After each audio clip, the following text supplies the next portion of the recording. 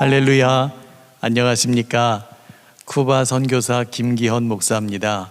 지난 선교대회 때 참석하지 못하신 분들이 계실까봐 제 소개부터 드리고 강의를 시작하겠습니다.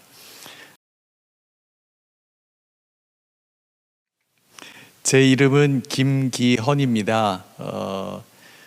터 기자에 법헌자를 쓰는데, 제가 군목으로 있을 때 한 분이 제 이름을 두고 아주 무서운 이름이라고 이야기를 하셨습니다. 그래서 아니 왜 무서운 이름이라 하십니까? 그랬더니 기무부대 할 때 기자에 헌병부대 할 때 헌자가 아니냐, 그러니 아주 무서운 이름이 붙었다고 그 말씀을 하셨어요. 그래서 한참 웃었는데요, 그 말씀을 듣던 다른 분이 에이, 기도할 때 기자에 헌금할 때 헌자구만, 영락없는 목사 이름이네 라고 말씀을 하셔서 또 한 번 크게 웃은 적이 있었습니다. 여러분 기도하실 때 기헌이라는 이름의 선교사가 있었지, 그가 쿠바에 있지 하시면서 쿠바를 위해서 기도를 좀 부탁을 드립니다. 저는 이대 부속 고등학교를 나왔고 감신대 신학대학원 그리고 풀러에서 공부를 했습니다. 광림교회 기획실에서 행정전도사를 지냈고, 그리고 육군 군목으로 13년 동안 근무를 했고, 미국으로 유학을 가서 이민 목회를 7년 동안 했던 일도 있고요. 그런 다음에 이제 쿠바 선교사로 부름을 받아서 지금 11년 차 사역을 감당하고 있습니다. 존경하는 이원재 목사님과 남산교회 여러분의 기도와 사랑 그리고 큰 후원 덕분에 지금까지 살아있고 생존해서 이 자리에 섰습니다. 제가 2024년 얼마나 복을 받았는지 여러분을 뵙게 되어서 너무나 감사하고요. 하나님께서 귀한 기회 주심을 또한 감사를 드립니다. 여러분의 여기 다시 할게요. 교회에 365 선교 실천이라는 표를 받습니다. 365년은 아니겠지요. 365일입니다. 그 의미는 매일 선교 실천이라는 그런 말씀인데, 정말로 귀하고 아름다운 교회, 여러분의 모습이 너무나 좋습니다. 네, 예수 제자 학교 1시간 강의를 요청을 받았는데요, 선교학 강의를 해야 하는가 생각을 하다가 결론을 냈습니다. 선교학 강의는 전문가에게 부탁하셨을 것 같고, 쿠바 선교사를 여기까지 부르신 것은 아마도 쿠바의 선교 현장 이야기를 하라는 그런 뜻으로 깨닫고 여러분과 함께 사진을 보면서 선교 현장의 몇 가지 이야기를 전해드리겠습니다. 사실 철야 집회를 해도 모자랄 시간인데요, 요약을 해서 1시간 강의로 맞춰보도록 하겠습니다. 먼저 사진을 좀 보실까요? 쿠바를 그리스도께로, 쿠바 빠라 그리스도라고 발음합니다. 스페인어입니다. 쿠바에서 스페인어를 사용하거든요. 쿠바 빠라 그리스도, 다 같이 한번 해볼까요? 쿠바 빠라 그리스도, 쿠바를 그리스도께로라고 하는 표어입니다. 이건 제가 만든 것이 아니고 쿠바에 있는 개신교회 5%밖에 안 되는 개신교회 교회들이 몇 교회가 있습니다. 그 교회들이 저런 표를 만들고 기도 제목으로 삼고 함께 기도하고 있습니다. 참 감사한 일이지요. 참 놀랍게도 그 신앙의 뿌리가 살아 있어서 그 나라의 캐톨릭 8% 그리고 개신교 5%가 살아 있습니다. 아주 적은 인원이지만 이분들이 있기에 쿠바를 위해서 함께 기도할 수 있는 영혼들이 있다, 귀한 성도들이 있다라고 하는 것이 기쁩니다. 그 쿠바에서 이런 생각을 했습니다. 하나님께서 예수님을 먼저 이 땅에 보내셨고, 보내심을 받은 예수님이 이 땅에서 그 사명을 감당하시고 십자가의 죽으심으로 놀라운 일을 이루셨지 않습니까? 부활하시고 승천하시고 다시 오실 예수님을 우리는 믿습니다. 재림하실 그분을 기대하면서 기도하면서 우리에게 주어진 인생의 날들을 아름답게 가꾸어가는 복된 하나님의 사람들이 다 되시기를 주님의 이름으로 축원합니다. 우리 하나님께서 어떤 분이신가? 예수님을 이 땅에 보내신 그 하나님은 얼마나 크신 분인가를 제가 몇 가지 숫자를 가지고 설명해 드려보도록 하겠습니다. 여러분 잘 아시는 KTX 대한민국의 열차죠. 고속 열차가 시속 305km를 갑니다. 청룡이라고 새로 나온다는 것이 320km를 간다고 하더라고요. 그런데 제가 비행기를 타고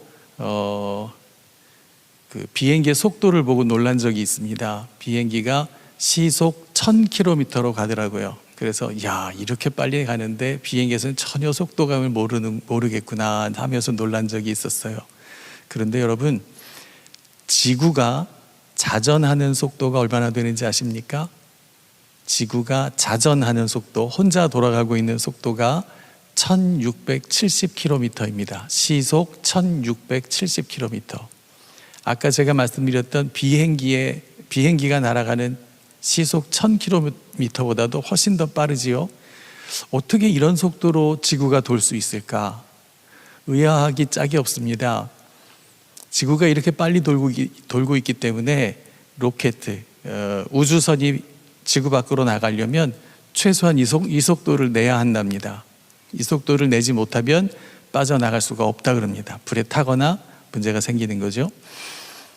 1670km를 내느라고 로켓가 몇 번을 터져서 뻥 터지고 또 올라가고 뻥 터지고 또 올라가고 이래서 이제 속도가 나온다고 하네요.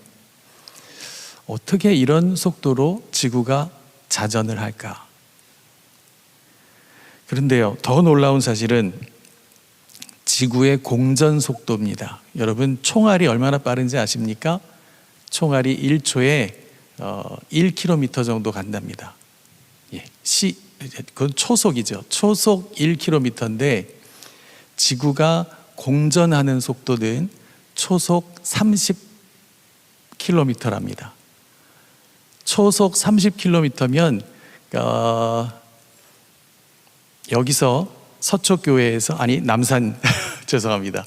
남산교회에서 일산까지가 약 30km 정도 됩니다. 그 거리를 1초에 간다는 겁니다.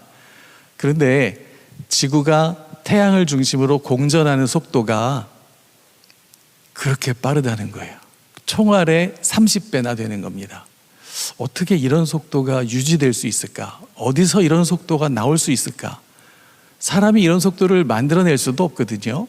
그런데 이 속도로 지구가 공전하고 있다는 겁니다. 365일을 돌아서 있던 자리에 다시 올 수 있는 거죠. 중간에 쉬는 것도 없습니다. 천천히 가는 일도 없습니다. 계속 그 속도로 지구가 공전을 해서 초속 30km 속도로 공전을 해서 돌아온다는 거죠. 놀랍기 짝이 없습니다.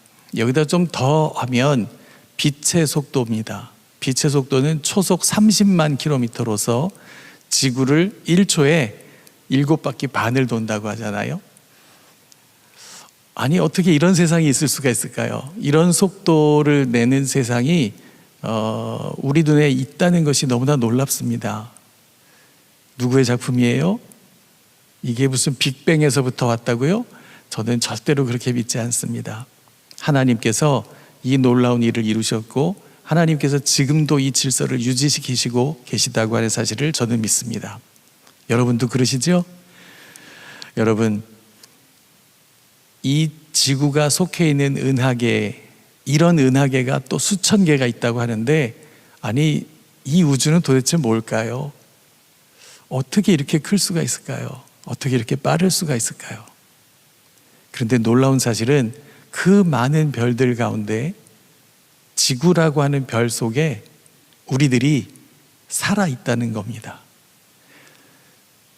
사람이 이 지구 안에서 살 수 있다고 하는 이 별 안에서 살 수 있는 환경은 정말 기적이 아니면 있을 수 없는 일입니다. 어쩌면 이렇게 딱 적당하게 모든 것이 적당하게 사람이 살 수 있도록 만들어졌는지 말입니다.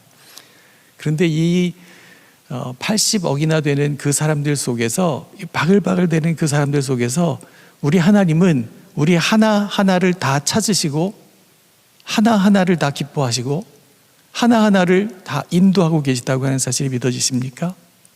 이것이 우리 믿음 아닙니까? 그냥 되는 대로, 어쩌다 태어난 대로 그냥 어쩌다 하루하루 사는 그런 모습이 아니라, 우리는 하나님께서 우리에게 주신 인생을 고백하면서 하나님께서 주신 이 놀라운 세상을 누리면서 인생을 만들어 갑니다. 하나님께 대적하는 인생이 가능이나 할까요? 가당키나 한 일입니까? 아닙니다. 우리 인생은 하나님의 뜻에, 하나님의 말씀에, 하나님께서 원하시는 그 자리에, 하나님께서 기뻐하시는 그 일들을 감당하면서 복되게 살아가야 할 줄로 믿습니다. 그래야만 합니다. 왜요? 하나님께서 우리에게 생명을 주셨기 때문입니다. 저는 오늘 아침 비통하게도 한 친구의 소천 소식을 들었습니다. 천안에서 목회하고 있던 한 친구가 어제 심정지가 됐었는데 살아났었다가 오늘 새벽에 소처됐습니다. 하나님께서 그의 삶을 이제 정리하시고 불러가신 거죠. 너무나 헌신적이고 너무나도 착하고, 그리고 너무나 사랑스러운 친구였습니다. 이 친구 목사의 소천을 들으면서 저는 그렇습니다. 야, 우리 인생이 이렇게 가는 건데 어느 날 갑자기 자신의 죽음을 준비도 못한 채로 갈 수도 있는 건데 나는 지금 어떤 준비를 하고 있는가? 나는 하루하루를 어떻게 살아가고 있는가? 또 깊은 생각에 빠진 적이 있습니다. 여러분, 하나님께서 우리에게 주신 생명, 그 생명 다할 때까지 아름답게 지켜가십시다. 정말 복되게 삽시다. 하나님께서 이제 그만하실 때까지 그렇게 열심히 살아야지요. 중간에 내가 그만둘 일이 아니지 않습니까? 무슨 일이 있어도 하나님께서 주신 생명, 의미 있는 인생으로 살아가는 그런 우리 모두가 되기를 바랍니다.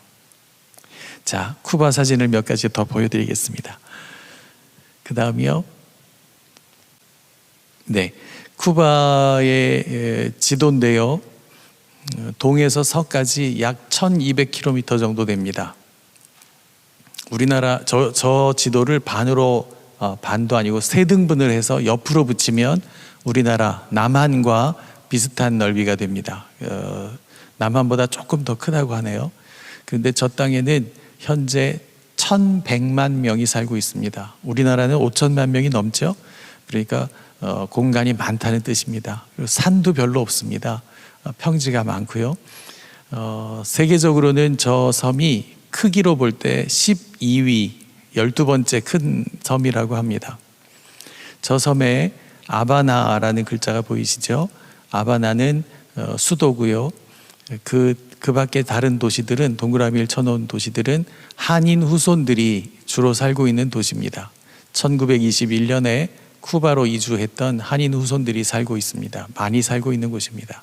그 중에서 까르데나스라고 하는 곳이 제가 사역하고 있는 곳인데, 그곳에만 324명의 후손들이 살고 있다고 해서 그리로 들어갔습니다. 1921년에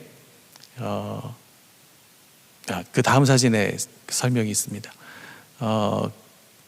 1921년에 284명의 한인들이 멕시코로부터 쿠바로 떠나서 도착을 했습니다. 이분들이, 그 다음 사진도 보여주세요. 이분들이 도착했던 항구가 저렇게 생겼는데요. 그 당시는 사탕수수를 실은 큰 배들이 드나들었던 항구였다는데 지금은 아주 작은 고깃배들만 저렇게 있습니다. 284명의 후손들이 2,000명 정도가 있는데 그 2,000명 중에 반은 1,000명 정도는 다른 나라로 망명을 했고 지금 남아있는 숫자는 제가 파악한 한 10년 전에 파악한 것으로 볼 때 1,080명이 남아 있습니다. 그 중에 324명이니까 많은 사람들이 남아 있는 곳이죠. 그 다음이요. 그 항구에 한인 이주 기념탑이라고 하는 것이 저렇게 세워져 있는데요. 초라합니다. 사실은 정부에서 기념탑을 만들었어야 되는데 정부는 여기까지 관심을 갖지 못하고 있고 저 기념탑은 한 교회에서 캐나다의 한 교회에서 지어졌다고 합니다. 그 다음이요. 이분들이 들어와서 사실은 멕시코에서 애니깽이라고 하는 그 선인장을 키우고 가공하고 하는 그런 농장에서 일할 때 너무나 힘들어서 그 노동이 중노동이랍니다. 그래서 거기를 떠나서 쿠바로 온 것인데 쿠바에 가면 사탕수수 농장이 있다. 거기 가면 일이 좀 쉽다더라. 그래서 옮겨오신 것이었어요. 그 다음 사진도 보여주세요. 애니깽이 사람 키만큼 자랍니다. 아주 가시도 날카롭고요. 그런데 이걸 피해서 오신 분들인데 그 당시에 사탕수수 농장에서 일을 시작했을 때 세계적으로 설탕값이 폭락하는 일이 있었답니다. 그래서 일을 해도 돈을 벌 수 없는 그런 상황이었고 결국에는 쿠바에 있는 애니깽 농장으로 또 들어가서 마찬가지 멕시코와 마찬가지로 노동을 하게 된 것이죠. 그런데 아주 박봉의 그 생활 속에서도 돈을 모아서 당시 일제시대였던 그 당시에 독립운동을 위한 자금으로 기부했다고 하는 사실이 알려졌습니다. 그 다음 사진도 보여주세요. 저 사진은 1937년도의 기념대회입니다. 1919년 3.1 운동을 기념하는 18주년 기념대회 사진이 남아 있고요. 저렇게 한국 독립을 위해서 대한민국을 위해서 이분들이 헌신하고 노력했던 것이 백범 김구 선생님의 백범 일지에 기록이 되어 있는 것을 찾게 됐고 거기 나와 있는 이름들 쿠바에서 누구가 얼마라고 보내온 남아있는 그 기록을 찾아서 이분들에게 건국 훈장, 애국장서부터 여러 표창들이 주어진 것을 알게 됩니다. 그 다음이요. 이분들은 이곳에서 그 쿠바에서 한글 교육을 위해서 민성학교라고 하는 학교도 만들었고요. 정말 한국을 보존하기 위해 그 문화를 보존하기 위해 애를 쓴 모습들을 살펴볼 수가 있습니다. 그 다음이요. 지금 이 사진은 까르데나스에 있는 선교센터 전경입니다. 2층에는 숙소고 1층이 학교입니다. 학교로도 쓰고 또 수시침 의료 사역을 위한 그런 진료실로도 사용되고 있습니다. 그 다음이요. 선교센터의 주변에 도로가 큰 변화가 있었는데요. 이전에는 비포장 도로여서 그 먼지가 얼마나 많이 올라오는지 먼지도 말똥 먼지입니다. 왜냐하면 그 동네는 자동차보다 마차가 더 많습니다. 주 이동 수단이 마차인데 그것도 비싸서 자전거를 타거나 아니면 걸어 다니는 게 일반입니다. 사진의 왼쪽을 보시면 마차가 지나가는 곳에 물 웅덩이가 형성되어서 물을 첨벙첨벙 하면서 지나가고요. 사람들도 그 길로 다녀야 하는 그런 길이었습니다. 그러다가 2021년에 아스팔트가 깔렸고 저렇게 멋진 모습으로 바뀌었습니다. 참 감사한 일이었는데 지금은 다시 그 아스팔트가 먼지로 말똥 먼지로 뒤덮였고 그래서 자전거만 지나가도 피어오르는 그 먼지들 때문에 아주 생활하기가 어려운 그런 곳이 됐습니다. 오히려 아스팔트가 만들어지면서 물 웅덩이는 없어졌지만 속도들, 몇 대 없는 자동차들이 속도를 너무 많이 내서 아이들이 그 길에서 공놀이를 하다가 비명을 지르면서 도망가야 하는 그런 상황이 돼서 더 위태로워졌습니다. 그 다음이요. 아까 보셨던 선교센터 1층인데요. 학교 교실로 만들었습니다. 사실은 가정집을 얻어서 교실로 바꿔서 방 2개를 터서 한 교실로 만들었고, 거기에 책상하고 의자를 아주 어렵게 구해서, 거기는 모든 것이 다 어렵습니다. 필요한 모든 것이 없는 나라입니다. 그래서 저런 걸 얻어서 구해서 놨더니 17명밖에 못 앉는 그런 좌석이 되더라고요. 그래서 교실이 그렇게 만들어졌고요. 다음 사진을 보시면 이게 이제 교실만 찍은 사진입니다. 에어컨도 보이시고 저 앞에 칠판도 보이시죠? 저 칠판도 저런 게 없어서 미국에서 둘둘둘 말려있는 두루마리, 종이가 말려있는 것처럼 파는 그 화이트보드를 사다가 저기 가서 목수를 불러서 저걸 만들어서 걸어놨습니다. 그런데 목재도 없습니다, 그 나라에. 그래서 참 뭐 하나 만들 수가 없는 그런 상황 가운데 늘 살고 있습니다. 이 사진은 한국어 교육을 하는데, 제가 교육사역, 어쩌다 보니 그게 교육사역이 됐더라고요. 한국어를 가르치는데 그 한국어 교육의 목표가 토픽이라고 하는 한국어 능력 시험에서 급수를 따는 겁니다. 1급부터 6급까지가 있는데 6급은 한국 사람처럼 한국어를 하는 그런 수준이고요. 1급이 이제 기초고 2급까지도 사실은 기초입니다. 3급 정도 돼야 한국에 와서 유학을 할 수 있는 수준의 한국어 구사가 가능합니다. 그런데 그 시험을 보는데 저 시험이 1급 시험에도 나오는 지문입니다. 굉장히 어렵게 저거를 들려주고 오디오로 듣고 그리고 그걸 내용을 파악해서 답을 써야 하는 그런 문제입니다.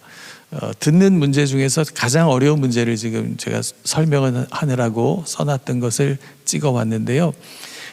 이 교육은 제가 해야 합니다. 왜냐하면 지금 세워져 있는 교사들도 저 시험을 봐야 되기 때문에 제가 이건 강의를 하는데, 문제는 한국어 가르치고 있다 보니 1년 반 만에 이민국 사람이 저를 불러서 갔더니요, 외국인은 가르칠 자격이 없다라고 얘기를 하는 겁니다.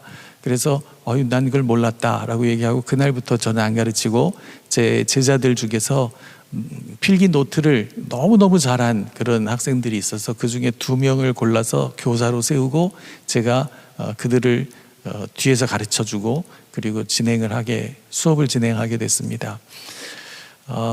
그렇게 진행하고 있는 한국어 교실이 있고요. 그 다음에 그 한국어를 가르치다가 제가 욕심이 하나 있는데 합창단을 하나 만들고 싶다는 생각이 있습니다. 그래서 화음을 맞춰서 중창 내지는 합창이 좀 가능할까? 그리고 이제 보니까요, 학생들이 노래와 춤은 잘 추는데, 쿠바 사람들 전체가 노래와 춤을 잘 추는데, 노래를 시켜보니 함께 해보니 올라가야 하는 음을 올라가지 못하고 그냥 같은 음을 내면서 올라가고 있는 줄로 아는 아이들이 많더라고요. 그러니까 말하자면 음치지요. 그래서 이들을 어떻게 좀 음악 교육을 시켜줄까? 학교에 음악 교육이 없습니다. 미술 교육도 없고. 그래서 이걸 어떻게 하면 좋을까 하다가 피리를 하나씩 들려주고요. 그리고 피리를 불게 했습니다. 한국 동요를 지금 부르는 수준인데요. 제가 앞에 서 있어야 가르치면서 제가 이렇게 손가락을 열고 닫고를 해줬더니 그것만 보고들 연주하는 거예요. 저는 개 이름을 외워서 생각해서 연주하길 바라는데 그게 안 되더라고요. 그래서 제가 앞에서 저렇게 하지 않으면 연주를 못하는 수준이지만 그래도 저렇게라도 따라서 동요 연주가 가능하니 얼마나 감사한지 모르겠어요. 나중에는 크리스마스 캐롤도 좀 가르치고 찬송가도 가르쳐서 함께 연주를 하고 나중에는 그 실력 가지고 합창단을 한번 만들어 볼 계획 중에 있습니다. 그 다음이요. 그야말로 어쩌다 의료사역입니다. 왜냐하면 제가 수지침으로 다른 사람을 찌를 거는 생각도 못했고 제 몸을 찌르려고 감기라도 걸리면 혼자서 처리를 해야지 거기서 병원을 가는 것도 어렵고 약은 아예 팔지도 않고 여러 가지 어려움이 있어서 제 몸을 위해서 배웠다가 결국에는 지금 한 500명을 치료한 그런 결과로 이어졌는데요. 놀라운 일은 하나님께서 기적을 날마다 주신다는 겁니다. 찌를 때마다 저는 이 수지침에 대해서 저는 아직도 신뢰가 없습니다. 그런데 하나님은 그 침을 찌르는 일을 통해서 놀라운 역사들을 이루시고 주님의 사랑을 전하고 계시다고 하는 사실입니다. 찌르는 사람마다 낫지 않은 사람이 없고요. 다 낫는데 놀라운 거는 천시까지도 수지침으로 고쳐지는 거예요. 이게 정말 눈으로 보면서도 믿어지지 않는 그런 기적입니다. 그것도 여러 번 찌르는 것도 아니고요. 한 번 찔렀는데 한 20분 기다린 다음에 낫는 것을 봤습니다. 그분이 정말로 나았는지 여러 차례 확인을 하고 나중에도 확인을 했는데 나았어요. 그렇게 3분이 나았습니다. 천식으로부터. 재미있는 걸 알려드릴게요. 수지침을 꽂으면 20분 동안 기다립니다. 그리고 뽑는데요. 한 10분이 지났는데 이 맞은 첫 번째 분이 어지럽다, 메스껍다, 몸에서 열이 난다 막 그러시는 거예요. 그래서 저는 수지침이 부작용이 없다라고 저는 배웠고, 그래서 이런 일이 있으면 안 되는데 이게 무슨 일인가, 무슨 난리인가 싶어갖고 저도 긴장을 했는데요. 제 입에서 뭐라고 나왔냐면 이럴 수 있습니다. 좀 기다리십시다 하고 나서는 저는 급히 기도를 시작한 거예요. 하나님, 이 사람 쓰러지면 어떡합니까? 저는 쓰러진 사람 살리는 침은 배운 적이 없는데 이걸 어떻게 합니까? 그리고 기도를 하고 눈을 떴더니요, 저를 보고 웃고 계시는 거예요. 그래서 아니 너무 놀랍잖아요. 어떻게 어지럽다던 사람이 저를 보고 웃고 있으니 이게 뭐가 잘못된 건가 싶어서 지금 느낌이 어떠십니까? 라고 물었더니요, 너무너무 편안하다고 너무너무 좋다고 그러세요. 그래서 그러시냐고 그랬는데 그게 다 다 나은 상태였던 겁니다. 그리고 제가 확인을 했는데 정말 나은 걸 알게 됐고요. 그렇게 두 번째 사람을 만났을 때는 10분이 지나서 그분이 또 어지럽다, 메스껍다, 열이 난다 그러실 때 제가 뭐라고 그랬을까요? 하나님 살려주세요 그랬을까요? 또 아니에요. 그때는 그분에게 4분만 기다리세요 라고 얘기했어요. 정말 4분이 지나니까요, 그분이 활짝 웃더라고요. 너무너무 좋다고. 그렇게 해서 3번이 고쳐진 거예요. 이게 기적이 아니면 뭐겠습니까?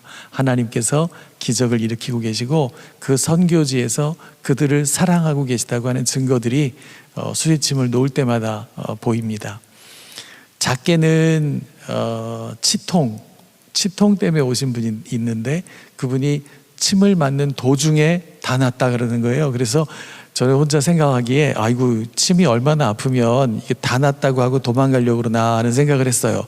근데 그게 아니라 정말로 이제 통증이 없어졌다고 얘기하시면서 끝까지 놓으라고 하더라고요. 그래서 끝까지 놨었는데요. 그분의 사진은 나중에 좀 보여드릴게요. 참 안타까운 일이 있습니다. 그리고 또 하나는 쿠바 병원에서 발목 이상으로 제대로 걷지 못하는 한 할머니를, 이분이 벽을 짚고야 걸을 수 있는 분이었는데 그분에게 6개월에서 1년을 쉬십시오라고 얘기를 했어요. 처방이 없다는 거죠. 그랬는데 그분의 사위가 저를 찾아와서 이러이러한 이 침을 좀 놔달라 그래서 찾아갔어요. 그분이 누구냐면 아까 보셨던 교실 방 2개를 트는 작업을 했던 분이에요. 그래서 저를 알아요. 제가 침 놓는 것도 알고요. 그래서 이제 불려갔는데 그 할머니가 어디를 찔러야 되는지, 수지침은 찌르는 곳이 있어요. 발목 부위를 찌르면 되는데 뜸을 떠야 되겠는데 어디다가 해야 될지 모르겠어서 책을 막 뒤져봤어요. 근데 그런 증상에 처방이 나온 그런 혈자리가 없더라고요. 그래서 제가 눌러서 아프다고 하는 곳을 다 뜸을 떴습니다. 근데 그날로 일어나신 거예요. 일어나서 걸으시는 거예요. 그러니까 그 사위가 옆에 있다가 쿠바에는 이런 일이 없는데 한국에는 있구나 그러고 소리를 치더라고요. 그래서 제가 그랬어요. 아까 책을 내가 뒤지는 걸 보지 않았냐? 여기 없었다. 이런 증상에 해야 할 자리를 찾지 못했다. 그런데 이걸 고치신 건 하나님이시다. 그랬더니 처음에는 무슨 소린가 그리고 멍하니 있다가 나중에 고개를 끄덕끄덕 하더라고요. 사실은 그분이요, 쿠바에서는 자기들이 보고 들은 것을 아무런 의식 없이 그냥 무슨 죄책감이나 무슨 뭐 다른 감정 없이 자기가 보고해야 되는 사람에게 보고해야 되는 책임을 가진 사람들이 있어요. 한 5명 중에 1명 정도 그렇대요. 근데 그분이 그런 사람 중에 한 분이라고 저는 생각하고 있었어요. 그래서 굉장히 조심스러웠는데, 그런데 그분 앞에서 제가 하나님이 하셨다라고 선언할 수 있었던 건 그분이 바로 눈앞에서 봤기 때문이에요. 장모님이 일어나는 걸 봤기 때문에. 정말로 그분이 신고 안 했더라고요. 신고를 했으면 제가 여기 더 일찍 왔을까요? 아니 못 오겠네요. 추방당했으면 못 오는 거니까요. 하나님께서 그런 일들을 수지침을 통해서 이루고 계시다고 하는 사실. 그래서 어쩌다 의사도 아닌 제가 의료사역을 감당하고 있다고 하는 사실을 말씀을 드립니다. 그 다음이요, 구제사역인데 한인 후손들 중에, 특별히 한인 후손들 중에 독신으로 고령인 어르신들이 계시더라고요. 정말 생활하기가 너무 힘드신 상황 가운데 계셔서 그분들을 제가 찾아뵙고 이분들을 돕기 시작했어요. 저기 써있는 쌀, 콩, 비누, 소금, 치약, 칫솔, 휴지, 식용유, 이런 게 사실은 다 보급품이에요. 보급이 나와야 돼요. 배급이 나와야 돼요. 그런데 배급량으로는 너무 적은 거예요. 쌀이나 콩, 소금 이런 그 식품들은, 음식류들은 한 달에 한 명이 하루 2끼 정도 먹을 수 있는 양으로 나와요. 그러니까 많이 먹고 배부를 수가 없고요, 하루 3끼를 챙겨 먹을 수가 없는 나라인 거죠. 그런 곳에서 살기 때문에 제가 이제 그런 걸 추가로 사서 공급해 드리고 또 돈도 좀 드리고 그렇게 해서 구제 사역을 하고 있습니다. 지금 한 36가정 정도를 도와드리고 있고요. 안타깝게도 이제 저기 계신 할머니는 돌아가셨어요. 이쪽에 망고를 들고 계신 분은 여전히 튼튼하게 살아 계신데 담배를 많이 피우셔서 시가를 많이 피우셔서 이거 줄이세요 하는데도 끊었다가도 또 피고 그러시더라고요. 장애인, 소아마비의 뇌성마비를 앓고 있는 한 소년을 만나서 그런 가정도 또 돕고 있고요. 자, 근데 여기서 드릴 말씀은 하루 2끼 먹을 양을 배급받는다고 했지 않습니까? 그런데 작년 12월 달에 경제부 장관이 나와서 TV에서 하는 말이 앞으로 배급량을 반으로 줄입니다 라고 얘기를 하시는 거예요. 반으로 줄이면 사실 하루 한 끼 먹는 거거든요. 그거 어떻게 살죠? 그래서 제가 이번 2월 달에 전화를 했어요. 제가 한국에 좀 일찍 나와 있는 상황이었는데 전화를 해서 확인해 보니까 정말로 하루 한 끼 먹을 양만 준다는 거예요. 그래서 저녁 식사 하루 한 끼를 먹고 있다고. 그리고 제가 알고 있는 바로는 달걀이 한 달에 1인당 5알이 나옵니다. 한 달에요. 1인당 5알이 나오는데 그걸 반으로 줄인다 했으니까 최소 2개는 주겠다라고 생각하고 물어봤더니요, 달걀이 아예 안 나온답니다. 지금 쿠바의 생활 수준이 그렇습니다. 아주 어려운 경제적 상황 가운데 지금 놓여 있고요. 이러다 보니까 많은 사람들이 쿠바를 떠나서 망명길로 올랐습니다. 그 다음 사진도 보여주세요. 망명길 얘기는 제가 좀 이따 하겠고요. 또 이어서 하겠고요. 지금 여기는 텃밭입니다. 하나님께서 2018년에 텃밭을 구하게 하셨는데 한 교회와 선교회가 돈을 모아주셔서 이걸 구했습니다. 가로 10m 그리고 길이가 140m예요. 그러니까 굉장히 긴 땅이지요. 저 뒤로 저 끝에 나무 너머까지 가야 합니다. 끝을 보시려면. 처음에 제가 있는 사진 뒤로 나와 있는 저런 땅이었고요. 저게 옆으로, 그다음에 밑으로, 그다음에 옆으로 해서 점점 바뀌어져 가는 모습을 보실 수 있습니다. 지금은 꽤 그럴듯한 모습의 텃밭이 됐는데요. 저거를 신의 한 수라고 제가 적은 이유는 저 이후에 코로나가 왔고요. 코로나 때문에 길거리에서 파는 노점상들이 다 들어갔고요. 저는 아무것도 살 수가 없는 상황이 됐습니다. 저는 배급 대상자가 아니기 때문에 알아서 살아야 되는 상황이거든요. 그런데 저 텃밭이 없었으면 저기서 나오는 몇 가지 채소들, 과일들, 그게 저를 지탱해 줄 수 있었습니다. 얼마나 감사한지 몰라요. 그 다음 사진 보여주세요. 망고 나무입니다. 망고 나무에 주렁주렁 저렇게 망고들이 열리는데요. 작은 건 주먹만 하고 큰 건 제 머리통만 합니다. 그런 게 이제 나무에 한 1,500여 개가 매년 열립니다. 그 중에서 새가 쪼아먹고 짐승이 먹은 것들은 뚝뚝 떨어져 가지고 깨져 있고 막 그런데 그건 주워다가 제가 제 이웃들하고 같이 먹고요. 그 중에서 1,000개 정도, 1,500개 중에 1,000개 정도는 2개의 양로원 그리고 고아원에 저게 모아질 때마다 저렇게 상자에 담아서 기증을 하고 있습니다. 저걸 팔아볼까도 생각을 했는데 팔면 돈이 좀 되긴 하겠지요. 근데 우리나라처럼 비싸지는 않습니다. 아주 헐값에 파는데요. 그래도 저걸 팔면 돈이 되긴 할 텐데 하나님 주신 걸 하나님 뜻에 써야지 하는 생각에 기증 사업을 계속하고 있습니다. 그 다음에요. 상추도 주셨고 무도 주셨어요. 이 무가 너무너무 신기했습니다. 쿠바에는 무가 나오지 않습니다.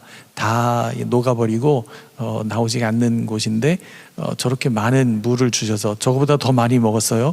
저 해는 2021년이었던 것 같습니다. 2020년인지 21년인지. 그런데 저 한 해 나오고요. 그 뒤로는 안 나와요. 그래서 도대체 뭐가 어떻게 됐길래 저게 안 나오나. 새 씨를 뿌려도 안 나오는 거예요. 이상하다 하는데 여전히 돌팔이 농부라서 뭔가 잘못하고 있는 것 같습니다.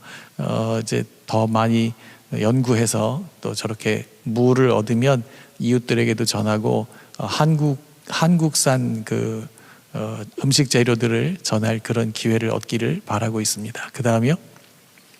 바나나는 나무에서 노랗게 익은 걸 따먹으니까 얼마나 맛있는지요. 초록색일 때 따서 그걸 익혀 먹는 것보다 노란 것을 따먹는 게 정말 맛이 있습니다. 때로는 도둑도 맞습니다. 그냥 송이 전체를 잘라서 가더라고요. 그래서 좀 황당한 일들도 있지만 어쨌든 바나나 맛있게 먹고 있고요. 그 다음이요. 이거는 어머님께서 싸주셨던 참외에 씨를 가지고 들어갔거든요. 근데 그 씨를 심었더니 싹이 나왔어요. 너무너무 감사하고 기가 막히게 좋아서 드디어 이 쿠바에 이렇게 맛있는 참외를 소개할 수 있게 됐구나. 그리고 이제 저걸 잘 키워서 따서 자르기까지 제가 맛을 보지 않고 저런 다음에 이제 사진을 찍고 나서 먹어봤습니다. 그런데 얼마나 실망이 되는지 오이가 더 낫더라고요. 맛이 하나도 없어요. 단맛이 전혀 없어서 이런 참외가 다 있나. 그러고 생각한 게 하나님께서 한국에 얼마나 복을 주셨나, 한국 땅에 얼마나 복을 주셨나 하는 것을 노래하게 찬양하게 됐습니다. 여러분 한국에 계신 게 얼마나 감사한 일인지 다시 한번 새기시길 바랍니다. 한국에서만 참외가 저렇게 단 모양입니다. 맛있게 드시길 바라고요. 그 다음이요. 옥수수 구멍 뚫어 놓고 그냥 옥수수를 넣기만 하면 쭉쭉쭉 자라 올라옵니다. 정말 잘 자랍니다. 저거를 잘 키워서 말려서 알알이 띄어서 이제 닭 모이로 만들었다가 주는데 저도 밥에다 넣고 먹기도 하지요. 그런데 닭 모이로 열심히 저장을 해서 사용을 했는데요. 어느 날 그 다음 사진 보여주시면 닭들을 저렇게 예쁜 닭들을 누군가가 다 가져갔습니다. 계란을 공급해 주던 닭들인데 참 안타깝습니다. 저거 먹을 때마다 얘들아 미안해 그러면서 달걀 하나 가져가고 달걀 하나 가져가고 그렇게 먹었는데요. 얘네들을 다 못 보게 됐습니다. 12마리나 다 가져가서 지금은 아예 안 키우기로 했습니다. 근데 얘네들이 얼마나 또 좋은 모이를 먹었나 하면 그 다음 보여주시면 이거 보기 힘든 분들은 빨리 눈을 감으시고요. 뱀이 나옵니다. 그 땅에서. 제가 10몇 마리를 잡았는데 어떤 친구가 그러더라고요. 뱀 껍질을, 뱀 가죽을 잘 말려서 갖고 오면 그게 큰 돈이 된다. 그래서 제가 또 끔찍해하는 이 뱀을 요리를 한 게 아니라 해부를 해서 껍데기를 떼어서 그걸 또 펴서 말려서 가져오려고 했는데 그게 기술이 필요한가 봐요. 뭔가 약품도 필요하겠지요. 그게 맨으로 되겠습니까? 비늘이 다 떨어지고 나중에는 뭐 도무지 활용할 수 있는 상황이 아니길래 그냥 포기했고요. 근데 뱀 껍데기를 처음 벗겼을 때 저런 이상한 속에서 뭔가 나왔어요. 그래서 저 이게 뭔가 그러고 봤더니요.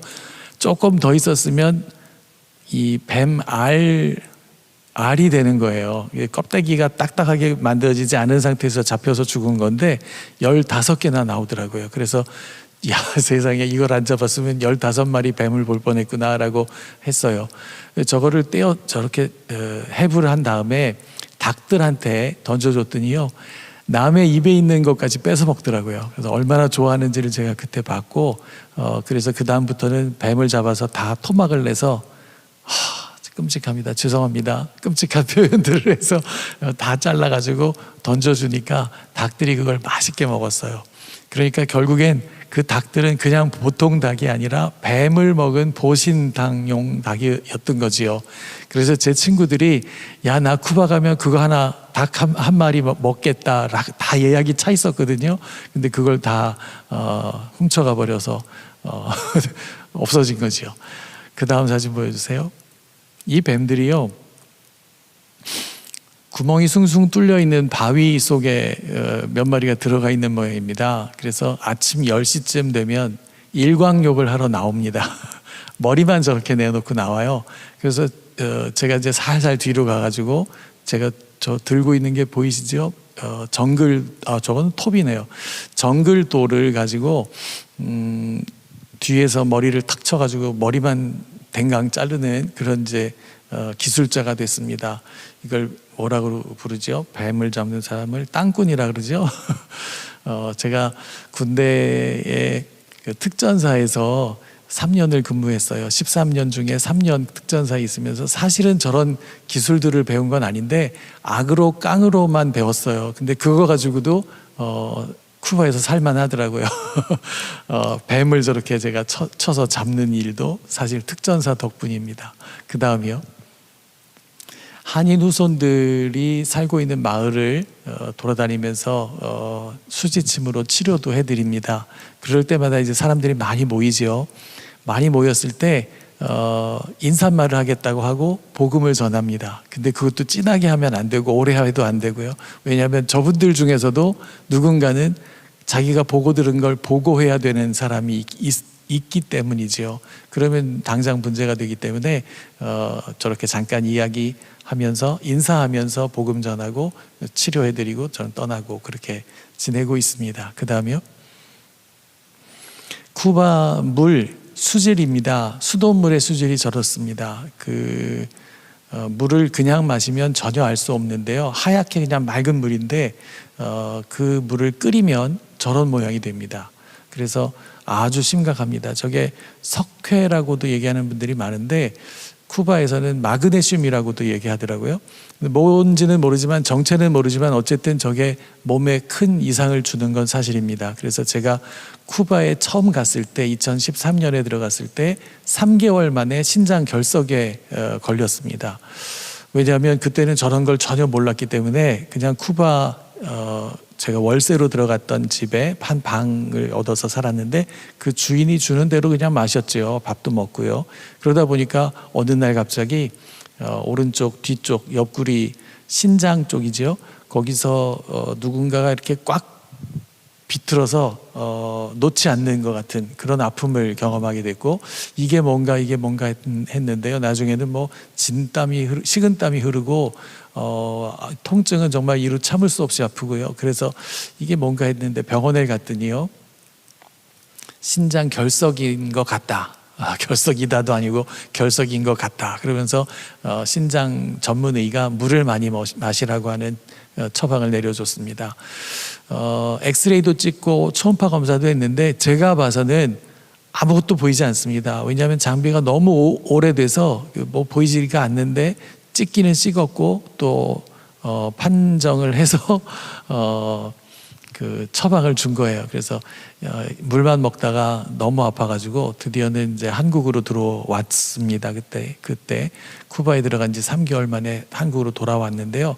와서 CT 촬영을 하니까 밝게 빛나는 하얀 결석이 7mm짜리가 있더라고요. 그래서 그걸 이제 부셔서 꺼내야 된다. 수술을 하기로 하고 입원하기로 날짜를 잡았는데, 입원하기로 한 날 새벽에 그냥 나왔어요. 소변과 함께 7mm짜리가요. 그래서 저는 그냥 다시 돌아갔죠. 그 의사가 굉장히 허탈해하던데 왜 그랬을까요? 하여튼 참 기적을 또 저의 몸에서도 체험하고 있습니다. 지금도 어떤 순간에는 후루룩 흘러나가는 뭔가를 느끼게 되고요. 지금도 결석이 만들어지고는 있구나 하는 걸 알게 되는데, 그 이후로는 물을 끓여서 저렇게 종이 필터, 커피 종이 필터에다가 걸러서 그 걸은 물을 다시 브리타 정수기에다 넣어서 숯 필터라고 그러나요? 거기다가 한번 거길 지난 물을 2번 필터링한 물을 마시고 밥해 먹고 국해 먹고 그러고 살고 있습니다. 일주일에 한 번은 꼭 그렇게 물공장을 차려야 합니다. 12리터였나 14리터였나 그 들통이 있습니다. 커다란 들통을 끓여서 그 물을 걸르는 작업들을 하지요. 밑에 보이시는 사진은 수도꼭지 그리고 세탁기 필터 이런 데서 나온 겁니다. 그거는 물을 끓이지도 않았는데 물 탱크가 옥상에 있어요. 옥상이 너무너무 뜨겁거든요. 태양이 너무 뜨거워서, 적도 가까우니까요. 너무 뜨거워서 그 안에서 막 익는 모양입니다. 그래서 저런 결정들이 막 생기는 모양인데, 그러다가 이제 물을 틀면 파이프를 통해서 내려와서 저걸 저렇게 막게 됩니다. 한 달에 한 번 정도는 청소하지 않으면 물이 안 나와서 물을 쓸 수 없습니다. 저렇게 지독하게 녹이 난 경우들도 있고요. 그렇습니다. 그 다음에요,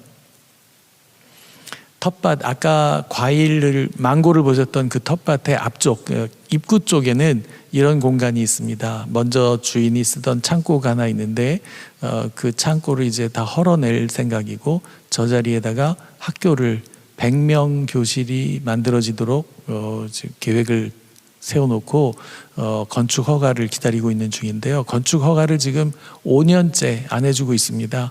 아마 뒷주머니에다가 뭘 넣어주지 않아서 그 사람들도 버티고 있는 모양인데, 저도 그냥 버텨보려고 합니다. 언제까지 저걸 안 해주나. 벽은 몇 개를 만들었어요. 왜냐하면 임시로 저 창고 안에 들어있는 것을 꺼내서 보관을 하려고 자그마한 창고를 만들려고 시작을 했는데요.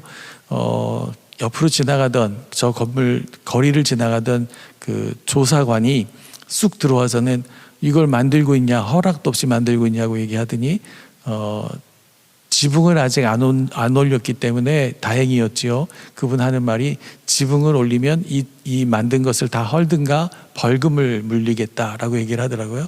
그래서 이거 알겠다고, 그리고 이제 계속 저러고 저 상태로 지금 몇 년째 기다리고 있는 중에 있습니다. 그 다음이요,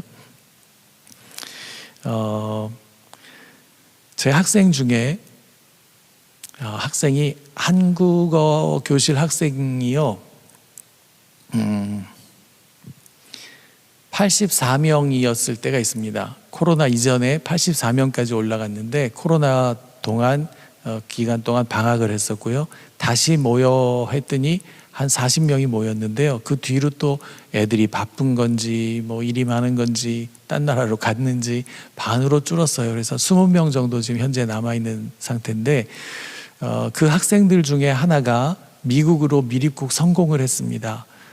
자기가 가던 길에서 찍은 사진들을 여러 장을 저한테 보내줘서 여러분께 소개해드리고 싶어서 가져왔어요. 쿠바는 섬이기 때문에 일단은 나가는 방법이 배 타고 나가는 게 제일 빠르죠. 그리고 미국까지 150km밖에 안 됩니다. 서울에서 부산이 400km인데 쿠바에서 미국 땅을 밟으면 하여튼 1년 안에 영주권이 나온다고 하니까 열심히들 그 방법을 택하는데 배를 타고 갑니다. 옛날에는 뗏목까지 만들어서 타고 갔어요. 지금은 뗏목 난민은 없고 배를 구해서 가는데요. 쉽지가 않습니다. 적정한 인원이 타야 되는데 대부분 초과 인원을 태워서 가느라고 뒤집어지면 거기 상어가 많은 바다라서 대부분 또 죽습니다. 아까 제가 한 그 치통 환자에 대한 이야기를 꺼냈었는데 선교센터 바로 앞에 자전거 빵꾸 때우는 자전거 포를 운영하던 분이에요. 그런데 그분이 자기 아내와 함께 배를 타고 떠났다고 했는데 저는 떠난 줄도 몰랐지요. 이걸 뭐 광고하고 떠날 일이 아니라 다들 조용하게 떠납니다. 그런데 작은 배에 33명이 탔답니다. 이건 배가 얼마나 작은지 보질 못했기 때문에 상상이 안 되는데 얼마나 탔는지 하여튼 그 배가 가다가 뒤집어졌고 모두 다 실종된 상태로 나중에 사망으로 이제 판정이 됐습니다. 그 부부의 아들은 좀 이따 사진 보여드릴게요. 하여튼 그런 상황이에요. 배 타고 나가거나 아니면 이제 육로로 가야 되는데 육로로 가려면 일단은 비행기를 타고 어느 나라에 가야 되지 않습니까? 쿠바 사람들은 5나라의 무비자입니다. 무비자로 들어갈 수 있는 나라가 5나라인데 그 중에 가장 가까운 나라가 니카라과입니다. 니카라과까지 비행기를 타는 게 1,000불 정도 비용이 나옵니다. 그런데 한 달에 의사의 봉급이 한 달 30불인 나라니까요. 1,000불을 만들어서 비행기를 타려는 건 상상할 수도 없습니다. 여권을 만들려면 또 100불이 필요합니다. 그런데 그런 돈들을 누군가에 얻어서 그래서 나중에 갚겠다 하고 그런 여정을 떠나는데 니카라과에서 미국 망명을 하려면 미국 미립국을 하려면 약 2,000km를 가야 합니다. 근데 그 2,000km를 어느 구간은 자동차로, 버스로, 트럭으로, 어느 구간은 걸어서 가는데요. 그 걸어서 가는 그런 광경이 이제 곧 나옵니다. 지금 저거 사진을 보시면 너무나 많은 사람들이 함께 있는 걸 보게 됩니다. 저는 한 4-5명이 움직이겠거니 승용차 한 대 분이겠거니라고 생각했는데 그게 아니고 저렇게 많은 사람들이 움직이고 있고요. 거기에 심지어 어린 아이들까지 같이 껴 있고요. 저들이 그 망명길에서 먹는 음식의 수준이 저 정도입니다. 우리로서는 저게 참 너무나 부족한 밥이지요. 그 다음이요. 해발 2,000m, 3,000m나 되는 높은 산들을 이동해 갑니다. 그렇게 가는 모습이 이렇습니다. 그 다음이요. 줄 서서 줄지어 가는데 그 옆에 보시면 쓰레기가 너무너무 많지요. 그냥 확실히 망명길인 게 맞습니다. 쿠바인들의 망명길인 게 맞는 게 쿠바 사람들은 뭐 하나 음식을 사면 입에 가는 순간 나머지는 그냥 그 자리에서 땅에 버립니다. 쓰레기를 관리하는 그런 생각이 아예 없습니다. 그래서 길이 저렇게 더러운 겁니다. 얼마나 많은 사람들이 지나갔을지 저 쓰레기를 보면서 알 수 있습니다. 그 다음이요. 이 사진에 나오는 저 아저씨가 위에 있는 아저씨가 치통을 호소했던 분입니다. 찌르는 중간에 다 났다고 했던 분입니다. 저분이 자전거포를 운영했던 분이고요. 그분의 아내가 그 옆에 사람이고 그 밑에 사진은 아내가 가운데 있고 그 옆이 아들이고 친정 어머니가 거기 옆에 있는 겁니다. 지금 남아있는 이는 아들과 친정 어머니만 남고 저 위에 두 분은 돌아가신 거죠. 바다에서 아마 상어밥이 된 거로 보입니다. 그 다음이요. 그러니까 저런 나라 아직도 이런 사람들이 있다는 게 참 답답합니다. 물론 저 우크라이나나 지금 이스라엘을 보면 전쟁으로 막 총에 맞고 파편에 맞고 그래서 어려운 분들도 있지만 거기에 비할 건 아니지만 지금 전쟁 상황도 아닌데 저런 어려움 가운데 있는 이들도 있다는 걸 여러분 기억하시고 기도해 주시길 바랍니다. 이 사진은 집에 그 기둥이 너무 낡아서 시멘트는 다 떨어져 나가고 안에 철근이 보이는 상태입니다. 그런데 저 정도 되면 우리나라 같으면 벌써 대피시키지 않았을까요? 근데 지금도 저 아래 윗집에 사람이 살고 있습니다. 쿠바에서는 저런 집을 여전히 유지하고 있기 때문에 매년 집이 무너져서 거기 깔려 죽는 가족들의 이야기가 나옵니다.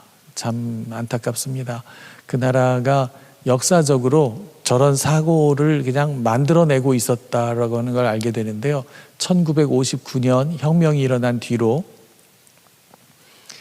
집이 없던 노예들까지 아프리카에서 잡아왔던 노예들까지 다 집을 줬습니다.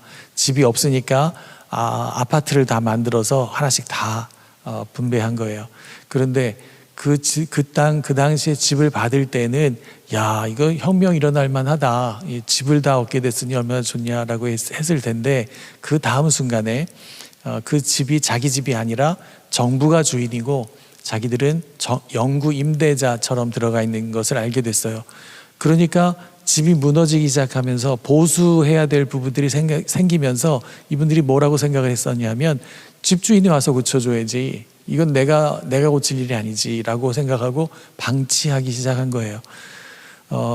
사실은요, 집을 보수할 돈이 안 돼요. 그런 재정적인 여유가 없어요. 그러니까 그냥 그렇게 두고도 그냥 살았던 거지요. 그게 지금까지 60년이 넘게 그런 일을 계속해서 이어져 왔고요.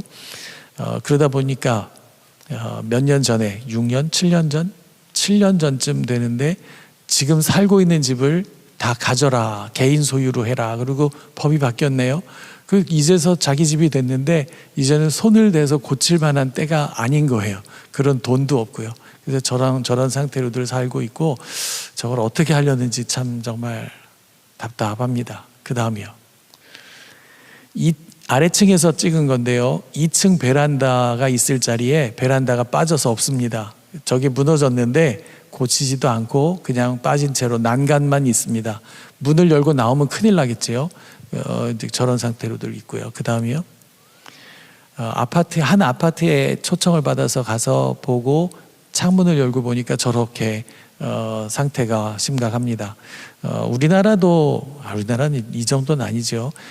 대부분의 그 지붕 상태는 옥상이나 지붕 상태가 좋지 않습니다. 그런데 저 정도는 아닐 거고요. 하여튼 저기는 이렇게 들여다보니까 사람이 지금 살고 있는 게 신기한 정도의 수준의 아파트에 사람들이 살고 있더라고요. 그 다음이요. 강아지를 데리고 산책하지 않고 돼지를 데리고 산책합니다. 얘는 이제 수태지라서 할 일이 많은 애니까 더 건강을 위해서 운동을 시키는 모양인데요. 날마다 저 돼지를 봅니다. 그 다음 사진을 보시면 그 다음이요. 네, 그 수태지가 이제 일하러 가는 사진이고요. 지금 저 땅을 보시면 길에 웅덩이가 많죠. 물이 막 차 있지 않습니까? 비가 오면 아스팔트를 만들기 전에 상태가 저랬습니다. 그래서 사람들이 저걸 다 피해서 다니느라고 애들을 많이 먹었었지요. 그 다음이요. 선교센터 옆에 정육점이 있습니다. 얼마나 감사한 일이에요. 그런데 그 집에서 고기를 사 먹은 일이 별로 없습니다. 그 나라는 소고기는 또 못 먹게 법으로 해놔서 소고기하고 말고기는 한 번도 못 먹는 사람들이고요. 외국인들은 그 호텔이나 레스토랑에서 소고기를 주문해서 먹을 수는 있습니다. 그런데 굉장히 질기더라고요. 왜 그런지 모르겠어요. 종교적 이유도 아니고요. 소는 다 정부 거라고만 알고 있고 잡아먹지 못합니다. 소를 함부로 잡아먹으면 사람을 살인한 것보다 더 큰 벌을 받더라고요. 저게 이제 돼지고기인데요.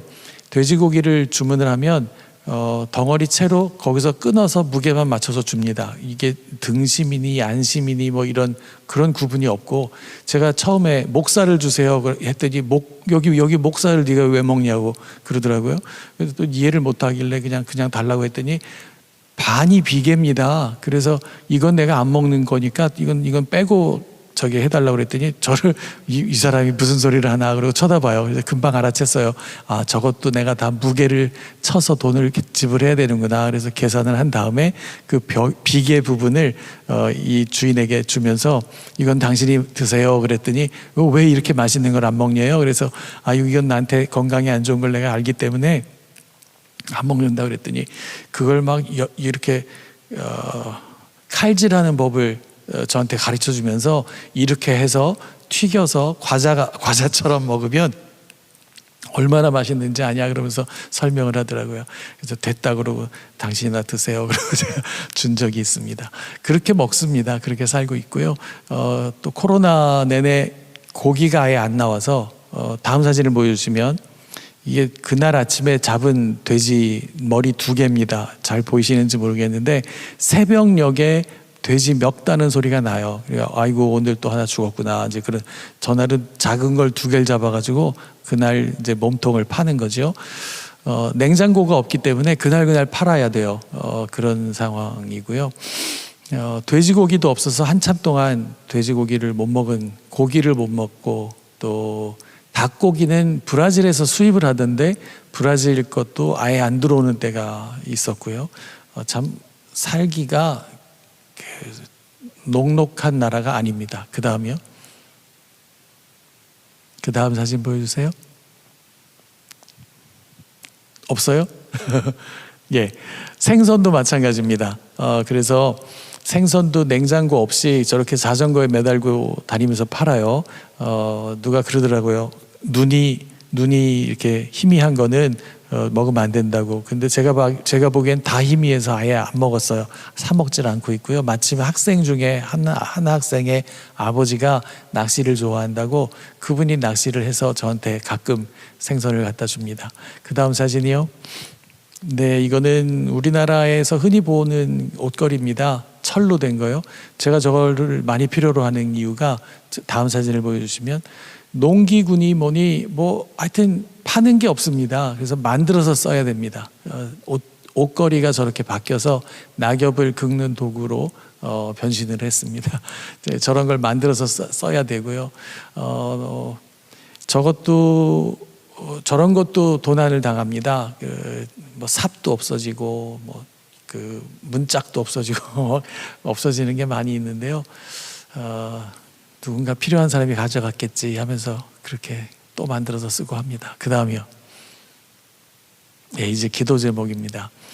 식량, 생필품, 의료품 등 심각한 빈곤 상태에 있습니다.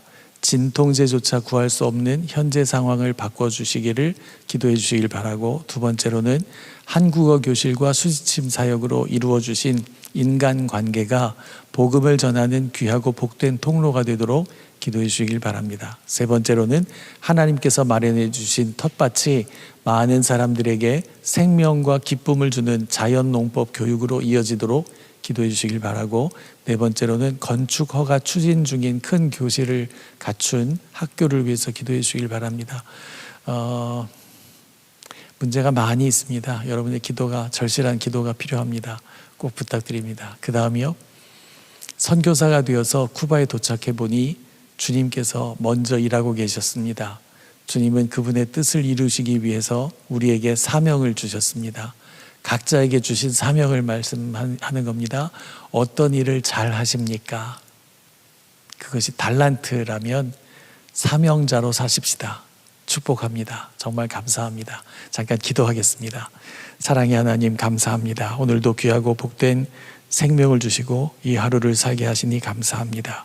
주신 생명 다할 때까지 주님을 위해 주님께서 기뻐하시는 일들을 위해서 살아가는 저희들이 되게 하시고, 충성과 헌신과 저희들의 땀을 기뻐하시는 주님께서 저희들과 함께 하셔서 아름다운 결실을 얻어 하나님의 나라를 확장하는 일에 아름답게 쓰실 줄을 믿습니다. 주님, 우리 남산교회 위에 은혜를 더하시고 이 교회가 참으로 귀한 사역을 감당하며 하나님의 사랑을 증거하는 복된 교회 되게 하여 주시옵소서. 먼저 이웃들에게, 우리 주변의 식구들에게 복음을 전하는, 그리하여 365일 선교를 실천하는 귀한 성도들이 다 되게 하시고, 이 성도들을 통하여, 주님의 사람들을 통하여 하나님의 뜻을 이루어 주실 줄을 믿습니다. 주님께서 세우신 이원재 목사님과 또 모든 교역자들과 모든 성도들 위에 은혜를 더하시고 날마다 승리의 삶을 살게 하실 줄을 믿고 감사드리며 예수님의 이름으로 기도하옵나이다. 아멘.